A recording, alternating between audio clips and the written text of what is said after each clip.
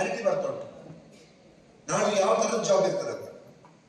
Okay, ನಾನು ಒಂದು ಏನಿಂದ ಕೇಳಿದೆ, ಸರಿಯಾದ ಸಮಯಕ್ಕೆ ಬರಬೇಕು. ಸೆಕೆಂಡ್ ಕೇಳಿದ್ದು ಇನ್ಫ್ಲುಯೆನ್ಸ್ ಬೇಡ ಅಂತ ಹೇಳಿದೆ. ಥರ್ಡ್ ಹೇಳಿದ್ದು ರಿಲೊಕೇಶನ್ಗೆ ರೆಡಿ ಇರಬೇಕು, ಯಾವ ಊರಿಗೆ ಹೋಗ್ಲಿಕ್ಕೆ ತಯಾರಿ ಇರಬೇಕು. ಅಲ್ಲಿ ಕೂತ್ಕೊಂಡು ಇದು ಜಾಬ್ ಬೇಡ ಅದು ಜಾಬ್ ಬೇಡ ಅಂತ ಹೇಳೋದಲ್ಲ, ಎಲ್ಲದಕ್ಕೆ ಕೂಡ ಸಿದ್ಧರಾಗಿರ್ಬೇಕು. ಮತ್ತೆ ಹೋಗಿ ತಕ್ಷಣ ವಾಪಸ್ ಬರೋದಲ್ಲ. ನಾನು ಇನ್ನೊಂದು ಬಾರಿ ಹೇಳ್ತೇನೆ, ಜೀವನ ಅಷ್ಟು ಈಸಿ ಆಗಿ ತುಂಬಾ ಸವಾಲುಗಳು ಎದುರಿಸಲಿಕ್ಕಿದ್ದೀವಿ. ಈಗ ಸ್ವಲ್ಪ ಜನ ಎಕ್ಸ್ಪೀರಿಯನ್ಸ್ ಇದ್ದವರು ಸ್ವಲ್ಪ ಸೆಟ್ ಆಗಿರ್ತೀವಿ.